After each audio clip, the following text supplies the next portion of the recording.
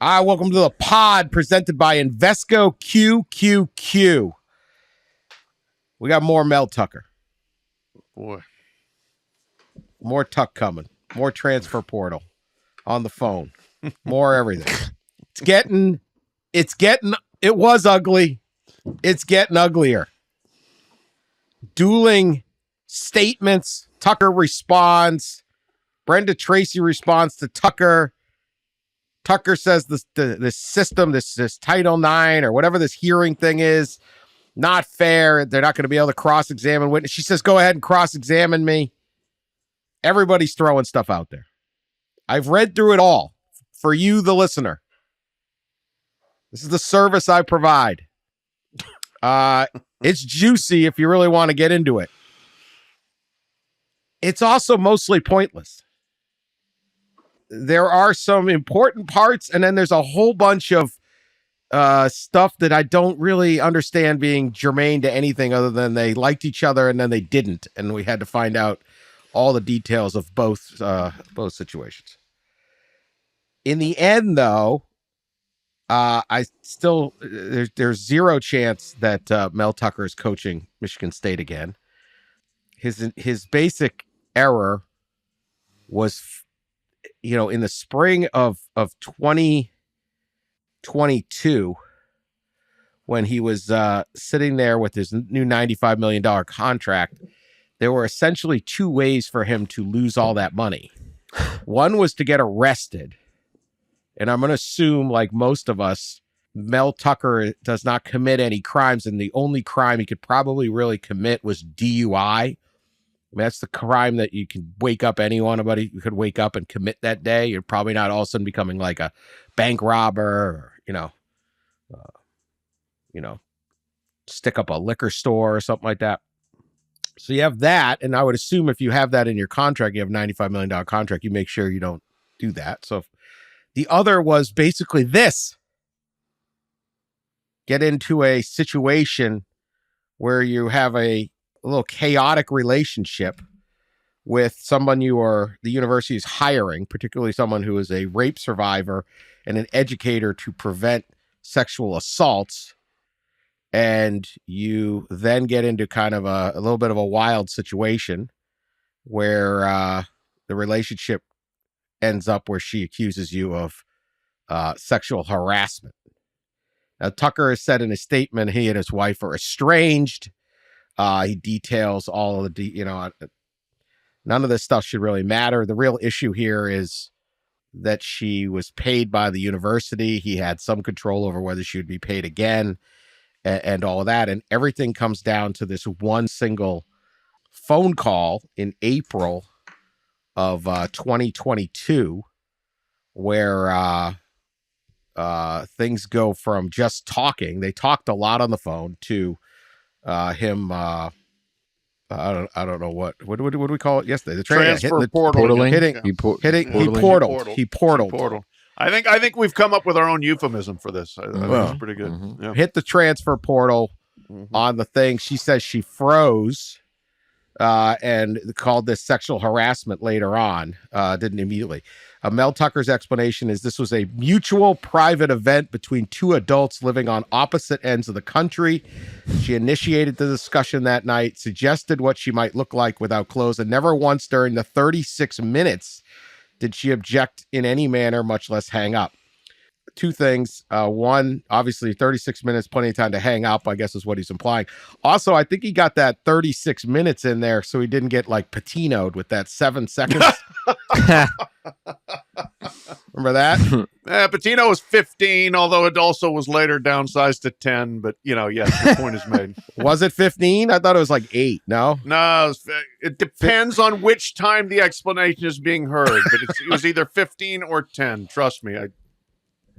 Anyway, 36 minutes. I mean, stamina, Mel. Stamina. Yeah. Impressive. 36 minutes. Holy cow.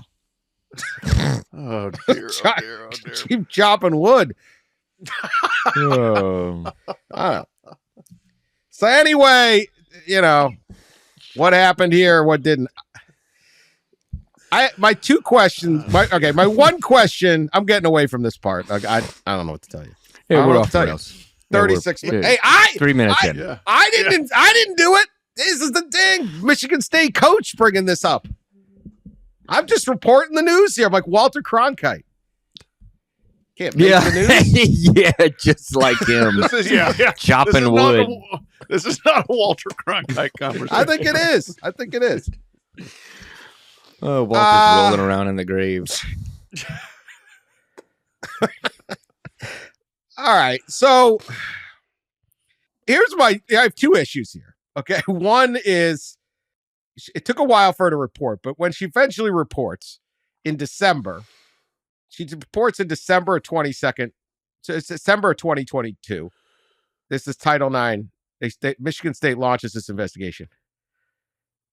Having read through everything, this should have taken like 10 days, not 10 months. Why? Like, what is this process they have that turned this thing into a murder trial, a federal case? This seems like something that could have got. I mean, if you get all the details here, the text messages, both sides deleted their text messages, so who knows what's on there? Because like I have text messages from like 8 years ago. Like I'll get a text every once in a while from like a guy I haven't heard from in like 5 years, be like, go Bruins or something like that. You don't delete just. Hey, you want to get a pizza? That's not the stuff that gets deleted. So who knows what's on there? But there's no text messages. There's phone records. And then there's both sides saying, well, this one call. Nothing else really matters. Why did it take so long? Seems like this could have gotten wrapped up without ruining the season, one way or the other. But at the end of the day, the original sin of just do not get in a relationship with Brenda Tracy. Like, I just think every this is why we have stupid videos. Anybody who works in a corporation has to watch these like ridiculous training videos. Like, you shouldn't have to. And you go, gosh, who wouldn't know that, right? Mm-hmm. Hey, if the new choice intern A, B, and C. The new intern walks by, should you comment on her skirt length? No. No, yes, maybe. No, just good. Or should. Then it's always ask HR. That's always like the deep. Yeah. If in doubt, no, don't say a dang word, right? Mel. I mean, I don't know. They're going to argue all these points. That's my thing. The original sin is it, and he ain't winning games. I mean, if this is Kirby Smart, this is he has no support from the fans. So, Pat, I don't know your thoughts. Yeah. Once again, Walter Cronkite set the story up poorly. No, I mean, I will say, yes, this is now all extremely public. It's gone from being completely underground for many months to now, holy moly. I mean, we are hearing way too much information. To Dan's point, a lot of what is being said back and forth really doesn't matter a whole lot, but geez Louise, we're getting plenty of it. That's funny. I look back actually at my text messages and somebody in early August said, hey, have you been hearing anything about Mel Tucker? And they're very vague. That's really all they said. And I started asking around and I got no answers. And clearly this was what was happening with Mel Tucker. But the fact that this person who texted me does not work at Michigan State makes me wonder about how exactly secret everything at Michigan State really was.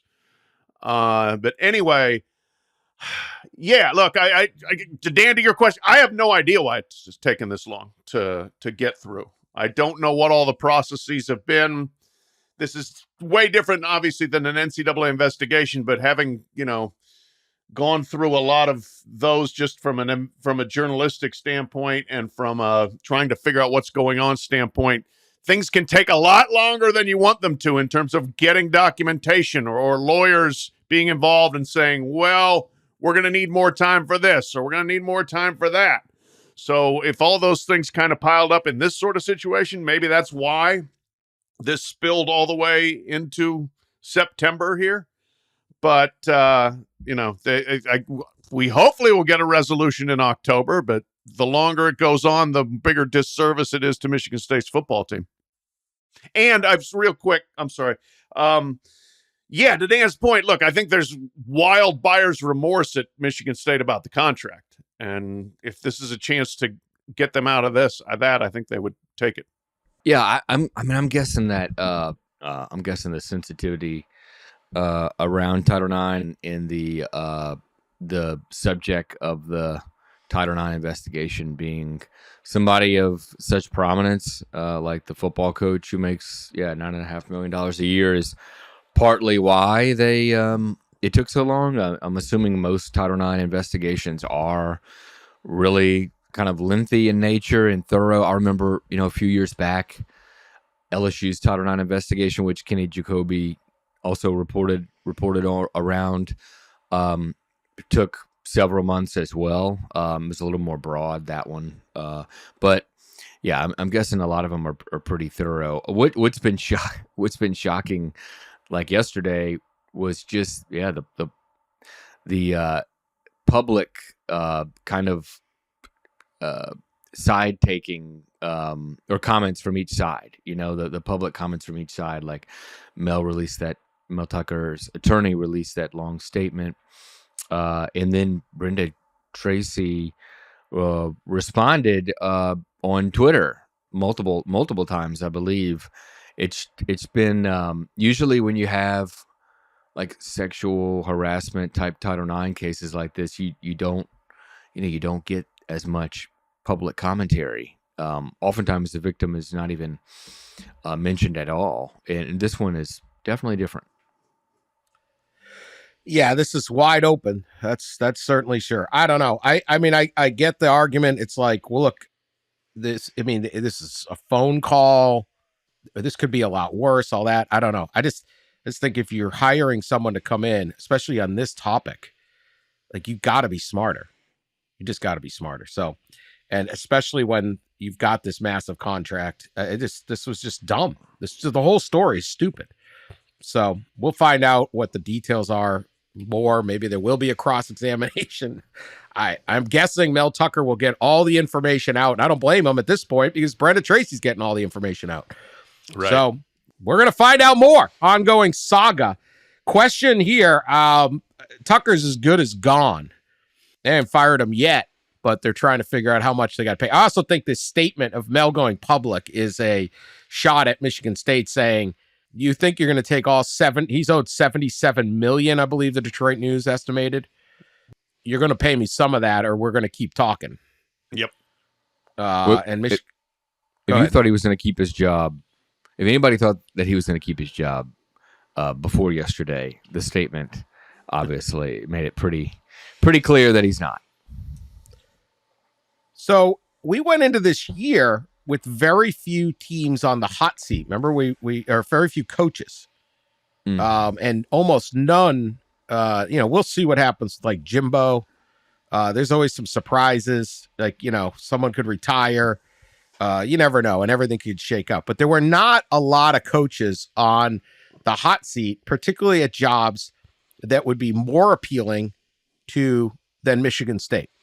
And so in a way, this could be a boon for Michigan State, which gets out of this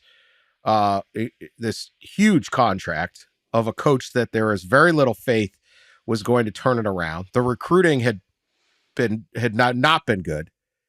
There's very little momentum. Michigan is rolling. Notre Dame is rolling. Ohio State is rolling. All these schools, the three schools they have to really fight regionally for top talent. It's a tough spot. It was going to be a tough spot for Mel Tucker. I think a lot of Michigan State fans had thought we're not going to have a great year this year. We're going to have a great year next year. Maybe we get down to the point where we can buy him out. There was certainly that segment, but they may have their shot now at the best candidate. Who would you hire if you could wave a magic wand? And obviously, we're not talking about like Lincoln Riley or something like that, but a reasonable wand. And you're Michigan State. A reasonable wand. I mean, let's give the Spartan fans. I mean, they're sitting around hearing about 36-minute wood chopping sessions. The poor guy. Let's give him a little something. Can they get a good coach up in Beast Lansing? Can we get back to that? Because this is just embarrassing. Yeah. Yes, they can get a good coach. They can. It's a good job. Now, you pointed out the biggest difficulty in the job, which is you are surrounded by programs that are historically better than yours. And they're all hitting on high cylinders right now. So from that standpoint, it's a little bit Could throw Penn State in on that too. challenging. Yeah, absolutely. But man, it's a Big Ten job. You get good resources, big following. You know, it's certainly in the upper half of the Big Ten coaching positions, and you're getting out of the conference alignment, which has locked you in with those rivals in the East Division every year. So I still think it's a very good job. In the 40-yard dash earlier this week, I listed a couple of candidates they should at least consider. I think Jason Candle has got it back rolling at a high level at Toledo. He was one of those guys Power Conference schools were looking at a couple of years ago. He had a little bit of a dip. He's back. He won the league last year. He has the best team this year. I think the Pac-2 coaches could be very much looking to be mobile. And one of them, Jake Dickert, at Washington State, which is not an easy job, has now beaten Wisconsin back-to-back years. And then Jonathan Smith's done a great job at Oregon State. That was just kind of me thinking off the top of my head with a little bit more thought to it. I would put Lance Leipold in there, who's just done a phenomenal job at Kansas, has Midwestern ties as well. And then it might be time once again to kick the tires on Mark Stoops at Kentucky and see if he's tired of looking up at the Georgia, Alabama, LSU, et cetera, ceiling in that league. The one that sticks out to me is one that I think a few years ago was in the mix when Mel got the job, and he has deep roots to the program, is Pat Narduzzi at Pitt. I don't know, I think they lost to Cincinnati this past week. So I don't know how they're going to fare this year, but obviously he's done pretty consistently good job there. He's had some really good teams at Pitt. So he's the one that kind of maybe sticks out to me. And I thought maybe that he was at least in the mix there when a lot of that kind of came up. Another one that kind of also sticks out a little bit is other than the ones Pat named, because I think Jason Candle is a really good option too. The other one is Mike Elko at Duke. He's obviously having incredible success, and I wonder if he would look at getting in the Big Ten as an upgrade for a great many reasons. So those are a couple, but it certainly is a attractive job. Just let alone you're in the Big Ten, and I think one of the biggest things Pat just said it is you're not stuck with the Michigans and the Ohio States in any kind of division anymore, and that I think that's important for your possibility of success down the line. Yeah, when Mark D'Antonio had it going, they're beating those guys. I mean, they won the Big Ten a couple times, so it's got a lot, a lot of media markets. You're not far from Chicago, not from Detroit. You got to hold your own. Candle makes a ton of sense. He has excellent recruiting ties in the state of Michigan, including the city of Detroit, and Cass Tech and King High, which produce a lot of players. They're starting quarterback Daquan Finns from King. That's Sauce Gardner's school. That's Dante Moore's school. That's if you have that, you're walking in like that. Chris Kleiman at K-State, I would throw in. I'd agree with all these others. A little bit of an interesting one. What about Brian Hartline, Ohio State OC, who's just crushed recruiting monster? Yeah. Recruiting monster, huge national ties, exciting offense. He's young. I feel like he'd be more like coming in and going, Michigan State's got tons of money. Mel Tucker was sitting around complaining we don't have any money around here. Also, that line too. two weeks. It's all in his pocket. 2 weeks before this came out, did not help. No. Did not help. Yeah. There's a whole bunch of moneyed guys going, we've given you everything. Yeah. You got the richest contract. Did he say something 2 weeks prior? I missed that. Yeah, he didn't have. No, we talked about it a little bit. They only have a couple $1 million for NIL. They don't have enough money. Yes. They just rebuilt everything up there. Yeah. He's got billionaires. I mean, Michigan State is a huge school. I get in the past, and we're about to get to this. I'm going to get to this point. In the past, it's hard because facilities and historic excellence mattered a great deal in recruiting. But Michigan State should never be sitting around going, boy, if only we had money. They have 50-something thousand students. They have hundreds of thousands of alums, including a whole bunch of billionaires and huge millionaires. And I live in Metro Detroit. Like, the Spartans are so prideful, and they got tons of successful people, and all they want to do is be better than Michigan. Like, you can tap into all of that. Yeah. And so when you're sitting around going, geez, we just don't have enough. That was not good. Mel is just how to lose a job. And I mean, good Lord. Yeah. He's like pressed a lot of wrong buttons. Yeah. He is not thinking. He is not good. Not thinking in a lot of different ways. So anyway, there you go. Spartans. We gave you a little something positive to dream about. It's going to get worse. All right. A couple weeks ago, I think the biggest story of the season so far, other than Coach Prime and all that, in the Pac-12, but this plays into the Pac-12 story. SEC 3-6, and not just 3-6, but double-digit, not really good showings, kind of big losses. Texas over Alabama, Florida State over LSU, North Carolina over South Carolina, Utah over Florida. There's one more pretty good one in there somewhere. Can't remember. Yeah. Oh, Texas A&M getting ripped by Miami. Okay. Now they go. Well, we got 3 wins. Okay, yeah, you beat Virginia. Yeah, I don't care about Wake and Vandy. The best win they have is Ole Miss Tulane. I mean, Auburn goes to Cal and barely wins. Overtime in Arizona for Mississippi. The SEC is not dominant. Now, we'll see what Georgia does. Georgia's going to play a ranked team. First ranked game is in November. Huh. Yeah. But this league is not what it was. To get 2 teams in, they're going to need, other than Ole Miss, someone's got to come out of the West undefeated, and then you could lose to Georgia in the title game. You get 2 teams in the college football playoff.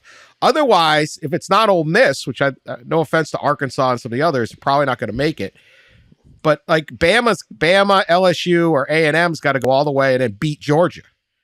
So we'll see if they could do that. But we haven't seen anything from those teams that suggest they're capable of doing it. So this is a down year. Conversely, the Pac-12 is rolling. They have 8 ranked teams. And I know we're 2 weeks in, but they have all sorts of good victories. They look great. They have all these exciting guys. They have 12 quarterbacks in the Pac-12. 10 of them are transfers. Everybody except Jaden Rashada at Arizona State, who got there because Florida screwed up its NIL deal, and Dante Moore at UCLA. Everybody else is a transfer. All 10 quarterbacks. And you're talking DJ Ungole at Oregon State, and Bo Nix at Oregon, and Michael Penix at Washington, and Caleb Williams at USC, and Cam Rising at Utah is from Texas, and all this stuff. So the transfer portal, and I said it a couple weeks ago when I've decided, I used to think the transfer portal was kind of a net neutral. Now I think it is a net, I'm moving towards it is a net positive in a big way for college football, because it has spread out the talent even more than NIL, although I think NIL plays a part. NIL has allowed schools to focus on a singular recruit and dump a ton of money at them. Now, I don't know what exactly happened in this situation, but Micah Hudson, one of the top wide receivers, 5-star, just committed to Texas Tech. He was a priority recruit for Texas Tech. They went all in on him. We've seen that with Missouri, with others, Boise States.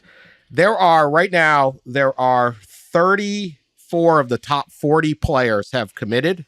They're going to 19 different schools.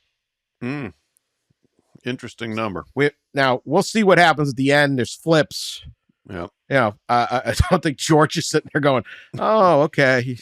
You say you're going to Boise State. Well, we're not exactly not sending you a mail, right? But we will see. Right now, it's 19. I go back before all of NIL. In 2018, the top 40 players went to 13 schools. 2017, the top 40 went to 15. 2016, the top 40 went to 19. 2015, 18. So we're already at the top. If anything, talent in the high school recruiting at that elite level is either even or being spread out more. You talk about the transfer portal. You have all these elite quarterbacks go in to find their spot. I've said talent will find its level like water. These kids aren't flocking to the biggest school. They're flocking to playing time. They no longer care when you're 20 years old about the stadium size, the conference affiliation, what the young lady on the campus tour looks like, how close I am to mom, what the colors are, what the kids in the hall will think if I sign with this school over that school. They're spreading out around the country. And I did another little look. I did a lot of research. Okay, this is unbelievable. It's unprecedented research. I know. I'm obsessed with this theory now. Okay, you should be exhausted the amount of effort you've put into this podcast. I kind of am. I got to admit, I kind of am. 24/7 Sports has the composite talent ratings. We've all seen this. They basically who's still on they take their recruiting classes, who's on the roster, who transferred in, this, that, and anything. And it's an excellent predictor on who's going to be good. So you're still dealing with your high school rating, and there's a whole bunch of stuff like that. But that said, it's what we have, and it's been a very good, it's where you sit there and say, wait, number 1 Alabama's playing number 4 Notre Dame in the semifinal, and you go, yeah, Alabama's got 22 5-stars on their team, and Notre Dame has 2. Mm-hmm. Right. So they do this composite. They add up all the points. They have a whole point system. Is this perfect? No. But I don't know how and if it was perfect, someone would figure it out and they'd be the general manager in the NFL. So the difference between number 1 in 2023 and like number 10, number 15, and number 25 is much closer than it used to be before the transfer portal. So I'll give an example. In 2023, Alabama has the most talented roster. They have 1,015 points. That's how they break them. Whatever. In 2017, they had the number 1 roster. It was 997 points. So they are 1.7% more talented now than they were in 2017. However, the 10th best team, this year it's Oregon, is 5.3% more talented, according to this, than 10th was in 2017. Florida is number 15 on this list. They're 4% more talented. UCLA is 25th. They are 7.2% more talented. So, they have 752 points in 2017. Number 25 had 698 points. So teams are 5, 6, 7, and that clears out. I'm not going to throw numbers after number after number.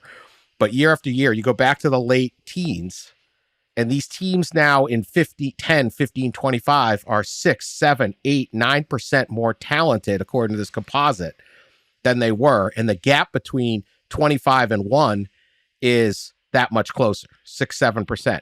You add all that up in the composite, and I just think you have a more level playing field a little bit.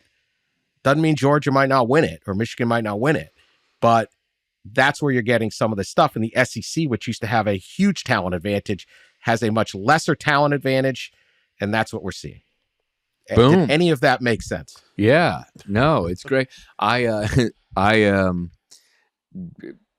Just yesterday was pitching to me, one of me and Dan's editors at Yahoo about, hey, I think I need to dive into a story about why the SEC is down, and because it relates to the transfer portal, and I'm going to compile some numbers. Dan did all the numbers. He's got it. He's got the answers. Let's do dual byline, baby. Dual byline. Let's do it. Double byline.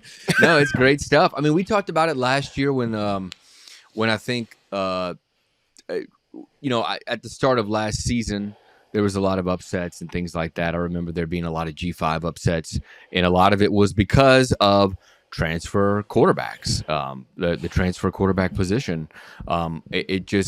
The portal, NIL to some degree, but definitely the portal, right, is making it possible for quarterbacks who either weren't playing at their big powerhouse school or were dismissed or whatever, to transfer and to play immediately. And that incentive to play immediately is huge. And I think that's kind of what we're seeing here. And those are great numbers that kind of back all that up. That shockingly, that NIL and the portal are not a bad thing necessarily for the parity of the sport. You know, it recently I was speaking to somebody in politics involved with the NIL legislation on Capitol Hill, and they went to the old argument of, you know, the problem is I don't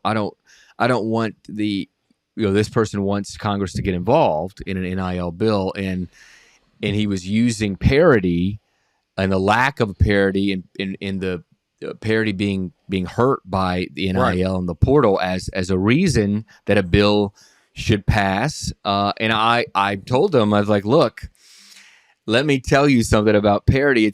It's really not that way. And I used the example of opening weekend. And I know it's just a small snapshot. Dan's numbers are more broader and paint a bigger picture. But I used the Colorado having 70 new players and Texas State having 50 new players, and both of them upsetting teams, Baylor and TCU, with maybe you could say more established programs.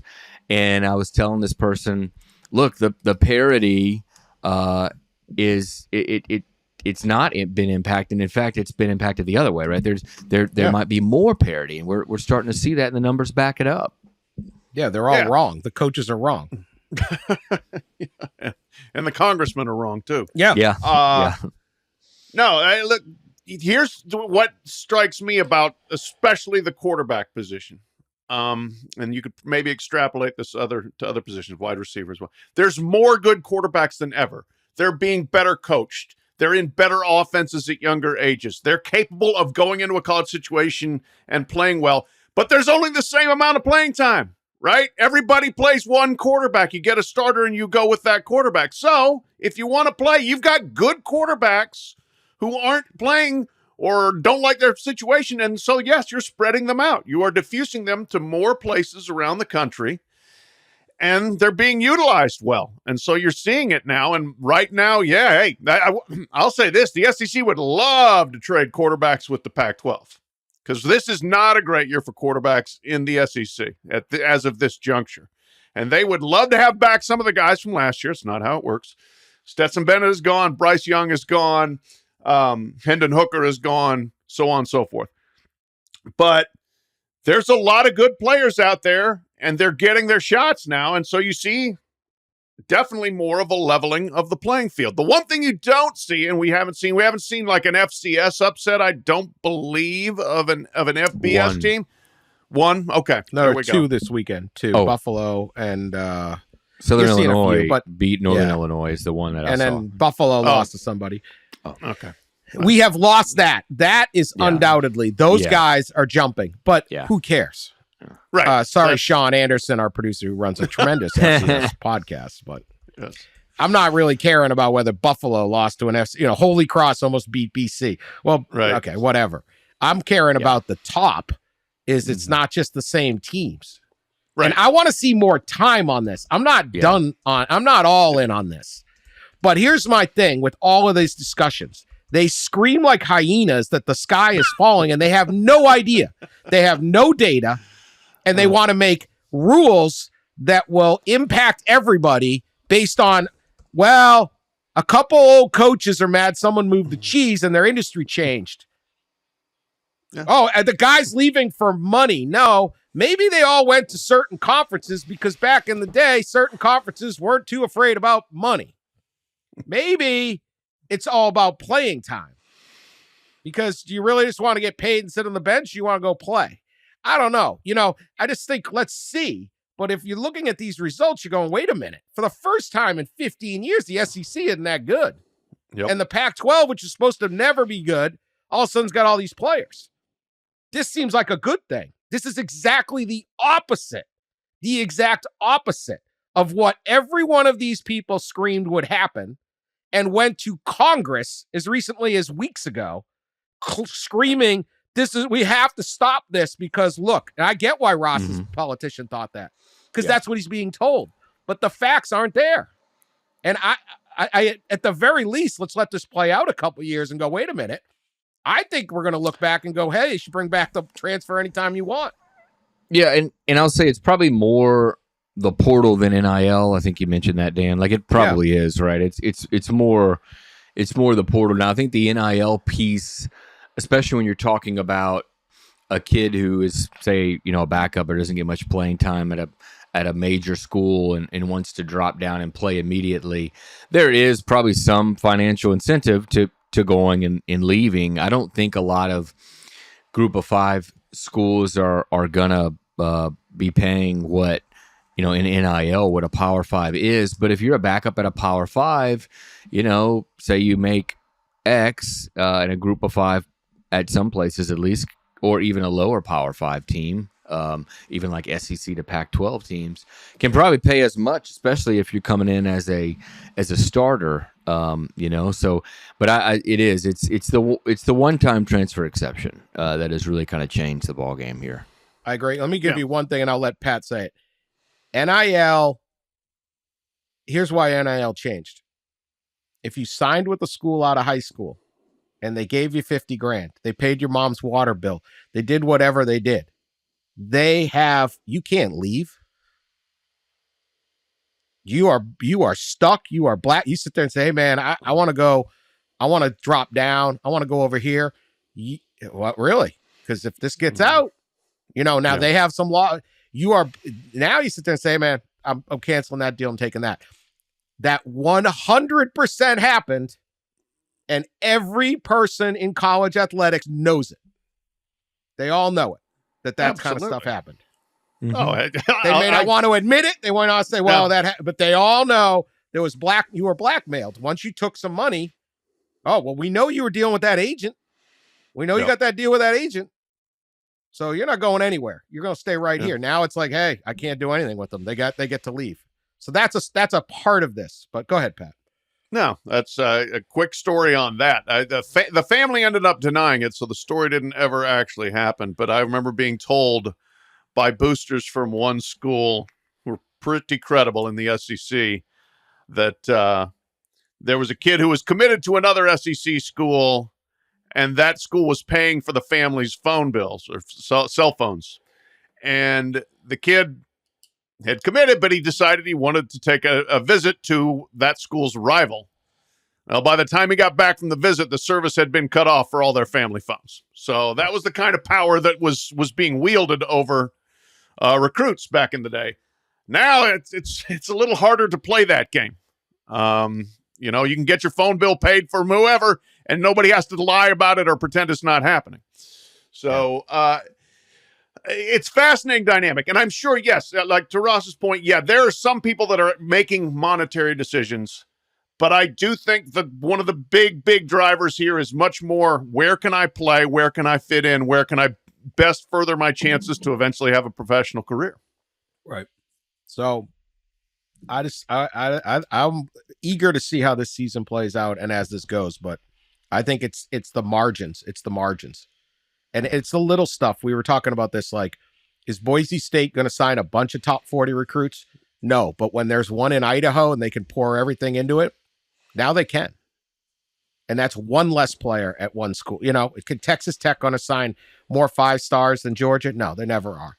But if they want to get one, well, maybe they can get it done now. And those little you get it at the margins, and all of a sudden, hey, this team's 7%, number 25, 7% better than they were before. And they've closed the gap on one. Because, it really, for years, it's been, if you're outside the top 6, you aren't even really competitive. Yeah. Now I think maybe you are. I don't know. We're going to get there. I just hit the brakes. Everyone going to Congress screaming that the parity's a problem. I don't know what they're I just don't think they're being honest. Every complaint in college sports starts with a coach who lost a kid in recruiting to somebody else. And then all of a sudden the system's broken. We got to fix the system. I'm going to my AD. Oh, shoot, my coach is mad. I better go to the president. Oh, the coach is, oh my gosh, everybody's mad. We better go to Congress, and so on and so forth. We better go to the commissioner. That's what all this boils down to. It's my ox is being gored in recruiting, so we've got to change something. Most of the people, when the transfer exception was introduced, most people had concern over the power schools, especially given NIL, going down and getting the best players in the Group of 5, and that widening the gap. And while we've seen a little bit of that, maybe say 20% of that, 80% of it has been the other way around. I think it goes both ways. I've been saying that all along. I think we're onto something here. We're going to find out, though. All right, we'll be right back after this message.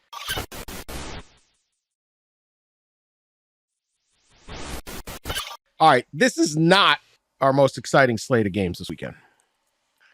You got Colorado is always exciting. They'll probably get 10 million people will watch because it's Coach Prime. Colorado State's visiting the Buffs. Fox is sending their big noon kickoff game to Colorado. It's 3 straight weeks with Colorado. They aren't broadcasting the big noon game. They always go with the big noon game. It's like Illinois, Penn State. They're like, screw it. We're sticking with Prime.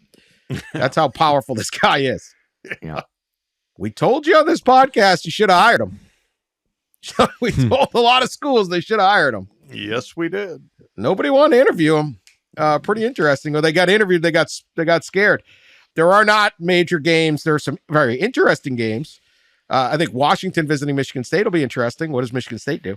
But this is not a good slate of games. And I want to point out that this is the problem and why we have conference realignment, because the television networks are sitting around going, we're paying out all this money. What the heck are we showing this weekend? If Colorado is the most exciting game because Deion Sanders showed up, that's great, but that's all you got. And I want to point out a game that is part of the reason why we had to upend the sport and why we wish we had somebody with some kind of common sense. Louisville and Indiana are separated by what? 2 hours? Not even 2 hours?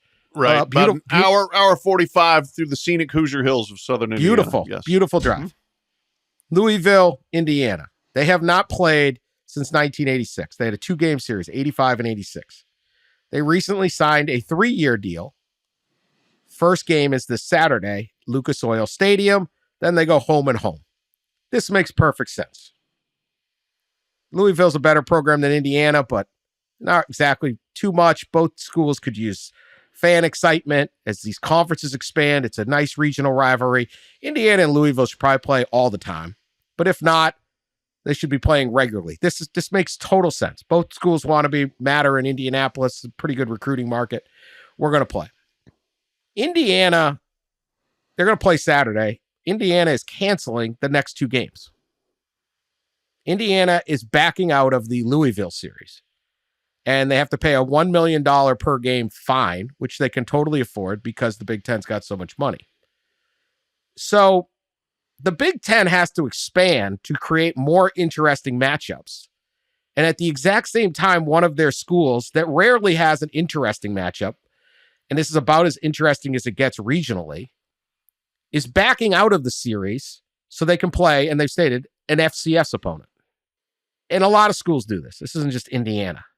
But this is frustrating when you say we destroyed the Pac-12 because we need better Big Ten games. And here potentially is a pretty decent Big Ten game that could be shown in the Big Ten package. Maybe the Lucas Oil game, certainly the one in Bloomington. Pat, thoughts on this topic as a whole, not necessarily, hey, Indiana, toughen up and play Louisville, but it's, like, what are we doing?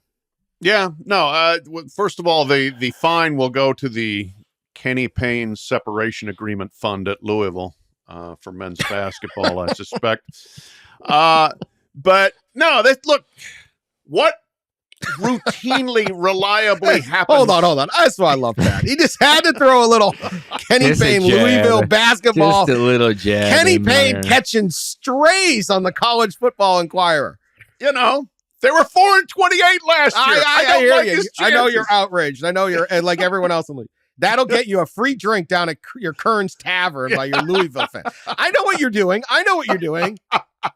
Poor Kenny Payne. He's just man, it's September. Sorry. Go ahead to your point. He's a nice man. He's a nice guy, yeah. So, you really imagine if you didn't like him. Jeez. Poor kid. College sports routinely, reliably does this to the fan bases, though. They get rid of the matchups they want to see. TCU just paused the series with SMU. The frying pan or the iron skillet battle. Yeah. Really? I mean, yeah. Oh. They need scheduling flexibility. So we hear. On and on and on. Look, the backyard brawl, which is being played this weekend, is not played every year anymore between Pittsburgh and West Virginia. Scheduling flexibility, i.e. we need to schedule some easy games in here.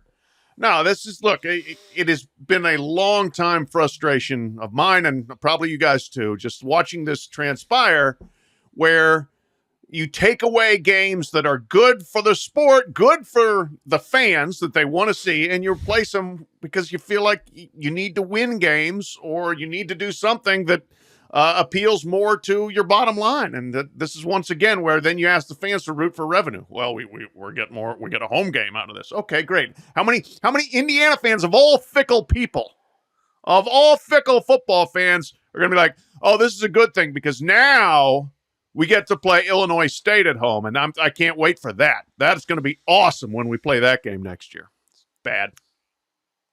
Well, and I think I thought that we were starting to kind of come back around to home, Power 5 home and homes. At least some schools have. Like, they've stopped playing the neutral site. Some of them have even stopped playing FCS and have scheduled these really big, home and home Power 5s. Like Alabama has started doing it. Florida started doing it. LSU started doing it a little bit. They're playing more neutral site, but I wish it would. Yeah, I wish it would go that way. And, I think the thought is that as college sports, football, whatever, continues to evolve from a consolidation of big brands, that at one point it will just be a lot of big brands playing each other.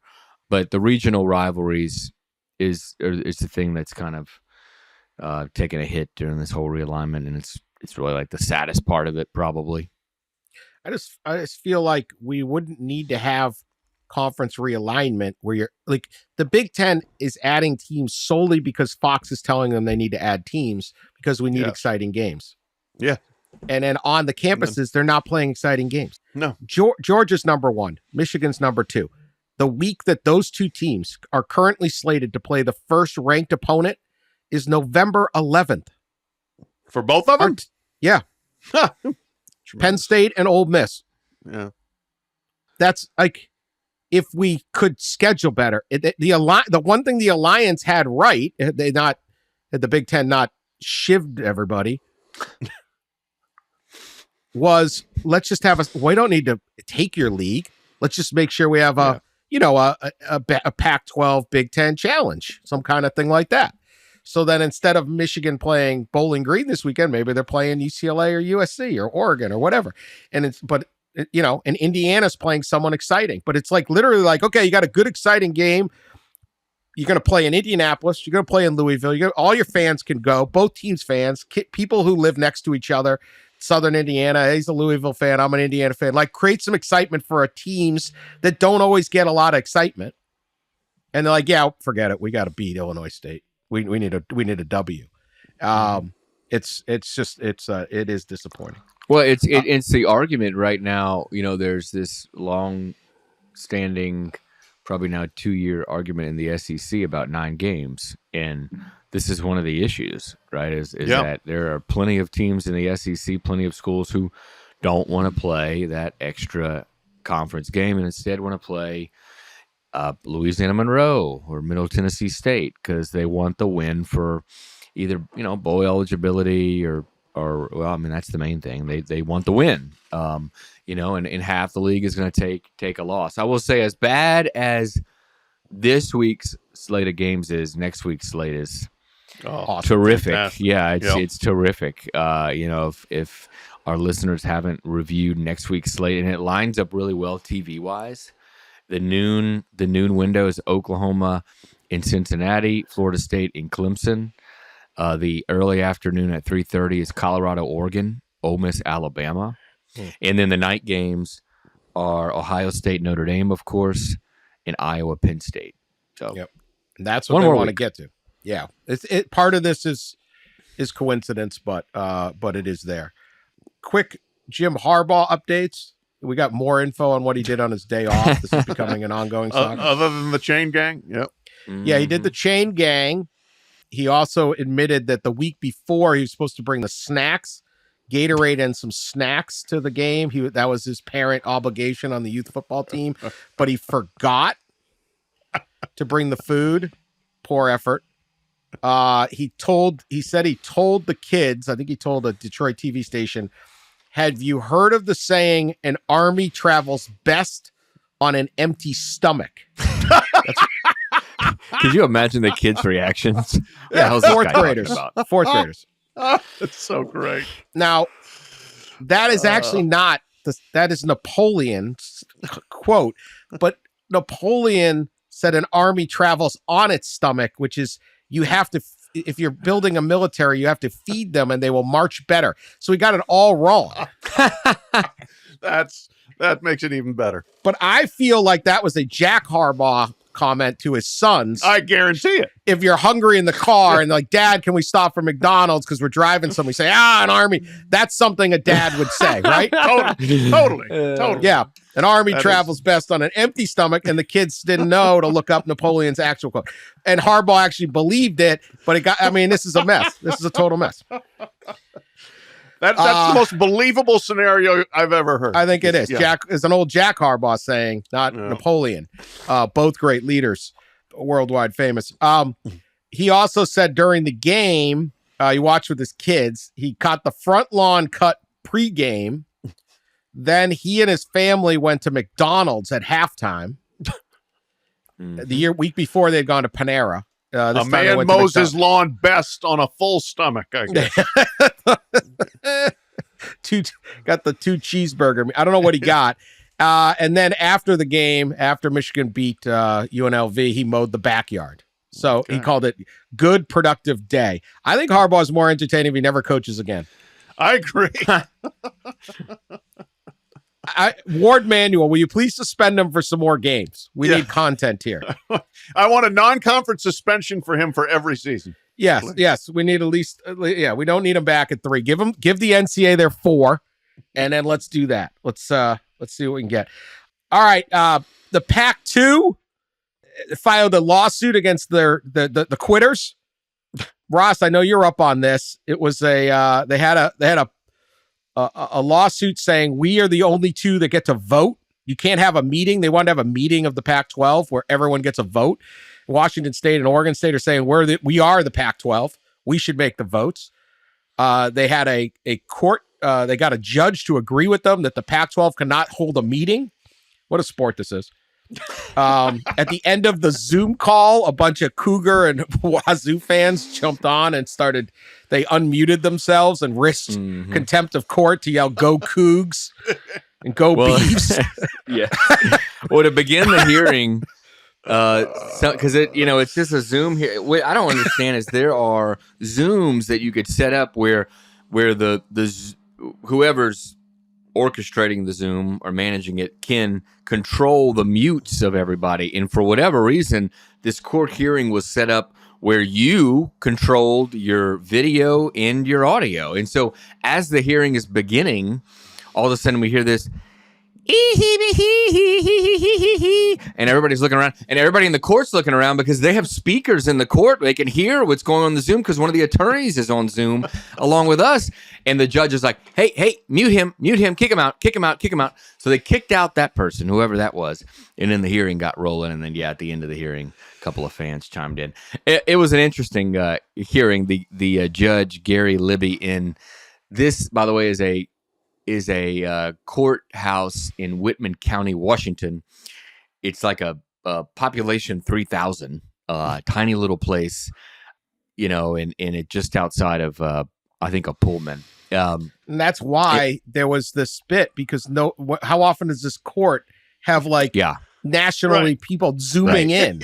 Right. By all means. Right. Come on like, in. sir, Yes. you totally were going 50. In fact, it was a 35. No, officer, I was dodging a moose. Okay, I'll cut the fine in half. That's the court. I mean, come on. Yeah, and the judge was so right? He was so small town court judge. And at one point he said, we were entering court, and my bailiff or assistant or whatever asked me, "What is this case about, Judge?" And the judge said, "Well, there's going to be some Cougars here, some Beavers. There's going to be some Trojans, some Bruins.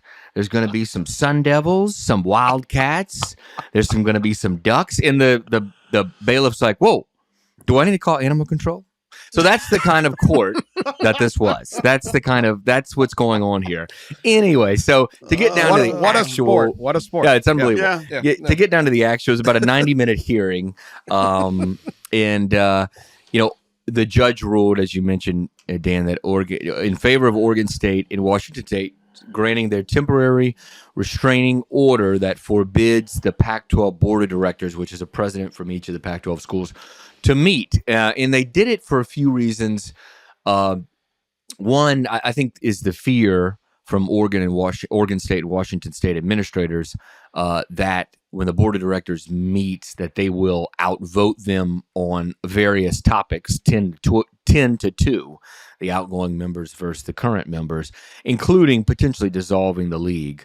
Well, the Pac-12's argument, the attorneys argued that there's no plan to dissolve the league, that this was just a meeting over a retention plan and a services plan. The retention plan was about the 195 Pac-12 employees and how to retain them, given the fact that in July there will be probably no Pac-12. And then the services plan was really interesting. And this is probably the biggest, I think, kind of news nugget that came out of this. The services plan was a plan that would have the Pac-12, the league itself, pay transition costs for the departing members. And again, so you could see why there would be concern in Oregon State and Washington State that they would be outvoted by the 10 outgoing members to have the league pay for whatever fees. So the judge, I think, sided what most people would believe is the right side here, in that for at least for now, there was a restraining order on any board meetings. However, there's a second part of this, which is the court determining who has seats and voting power on the board. Is it just Oregon State and Washington State? The bylaws in the Pac-12 state that basically outgoing members don't have a seat, shouldn't have a seat on the board, shouldn't have voting power moving forward. So that is still to be determined. I think there probably will be a hearing in the next month or so on that portion of this. Yeah, the whole thing is it's just so hilarious. It's terrible what's happened to the Pac-12, but the fact that we are in rural Washington, going to court to try to decide, decisions of $50 million or more dollars, and the future of these programs. So yeah, the judge is probably usually bringing guys up. You've been charged with shooting a black bear out of season, sir. How do you plead? But I find myself rooting for Oregon State and Washington State. I want them to win in all matters here, because I feel like they've just been trampled. This is like Ukraine versus Russia. They've been invaded. They've been trying to be overrun by everybody else, and I would like to see them find a way to get the best deal they can out of a terrible situation for them. So the one thing, Dan, before you go, there is one little other nugget. The Pac-12 attorney, Mark Lambert, at some point was speaking about how difficult of a time this has been on Pac-12 Commissioner George Kliavkoff. It's been tough for him. He said Kliavkoff is in a, quote, terrible position. And then the judge interrupted and said, well, according to this, George Kliavkoff is in Montana. And you can imagine that's where he has a vacation home. So that was just it was really something. Very tough. It's a weekday and he's at his vacation home in Montana. Hey, are you showing up for work if you're the Pac-12 commissioner? Go ahead and fire me, man. I'm gonna hang out in Kalispell for a while till I get fired. Oregon State, Washington State should win all the lawsuits. Everyone else quit and took bigger money. It's their money. I'm all on side of those guys. All right. Finally, we do have a little one more court. We can do People's Court. This was an update on the numerous legal dramas that we've been following. A U.S. judge rejected a Burger King's bid to dismiss a lawsuit, claiming that it cheated hungry customers by making its Whopper sandwich appear larger than it actually is. This is from Reuters. A judge in Miami said Burger King must defend against the claim that its depiction, might be deception, Depiction of Whoppers on its in-store menu boards mislead reasonable customers, amounting to a breach of contract. So the lawsuit suggests that the picture of the Whopper inside Burger King has the ingredients overflow over the bun, and that the burgers are 35% larger. Imagine the legal intern that had to research this. They believe this is worse than my 24/7 composite math. 35% larger and contain more than double the meat than the chain actually serves. Burger King said that what they deliver looks, quote, exactly like the picture. Judge wasn't having it, said it should be up to the jurors to, quote, tell us what reasonable people think. Now, there are similar suits against McDonald's and Wendy's in New York, and Taco Bell is getting sued in Brooklyn because their crunch wraps aren't as full as the ads. Justice Forde, thoughts on the litigation that is bringing down the fast food advertising market? Well, the litigation, I'm 100% for the consumers because they're all right. It's one of the biggest lies of all time is what the way they portray your burger or your burrito or whatever, your crunch wrap, and what you actually get.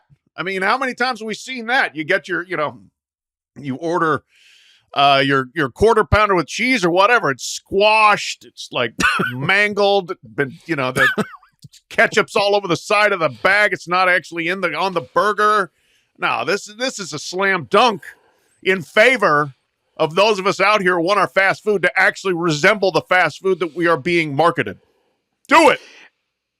Absolutely. Also, it's kind of like you ever buy a bag of chips and you open the bag and you look down there and it's like, what the hell is this? It's they like a inflate third full of the bag. Yeah, there's more air in there than chip. Same thing going on here. Consumers continuously are getting screwed. I was just doing expenses the other day. I stayed at a $149 a night rate hotel. Tax $21. City whatever tax $12. Valet $30. Whatever service fee $9. By the end of it, staying at $220 a night hotel. Yeah. They're sticking it, man. Sticking it to this. They in the ad, they bring out the burger. It's like you never see Food Network. It's plated like those competitions, like Bobby Flay. Yeah. Just put that thing beautiful together. Plate. Yeah. In fact, it's Jimmy, the kid down the street, right? Yeah. who had 2 gummies before he went into work, and was checking his job anyway. Yeah, hates his job and switched his fantasy football lineup 3 times during his shift. Who made the burger? Yeah. And God bless Jimmy, but he ain't no Bobby Flay. Yeah, Jimmy don't give a crap how your burger looks or what size it is or whether it fits the bun. I get you trying to make it look appetizing, but here's the thing. Here's the counter. I'm just throwing it out for devil's advocate. I mean, we've been screwed over by this so many times, yet it's not like it's your first trip to Burger King. No. Look, yes. This is not When did you ever get the Whopper that looked like the Whopper?